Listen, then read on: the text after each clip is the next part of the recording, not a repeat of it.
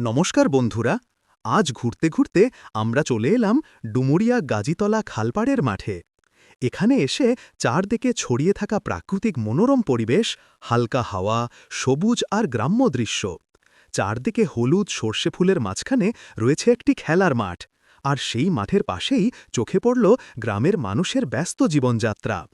মাঠের একপাশে দেখলাম এক চাষি ধানের বীজ ফেলছেন, কেউ আবার জমি তৈরি করে নিচ্ছেন ধান রোপণের জন্য।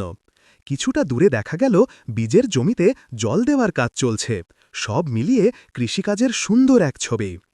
খেলার মাঠ দেখলাম অনেকেই শরীরচর্চা করছেন, কেউ দৌড়াচ্ছেন, কেউ ব্যায়াম করছেন, আর ছেলেপেলে সবাই মিলে নানান রকমের খেলাধুলায় মেতে উঠেছে। এত সুন্দর পরিবেশ দেখে সত্যিই আমার খুব ভালো লাগলো, আর সেই সুন্দর মুহূর্তটুকু সবার সাথে শেয়ার করলাম।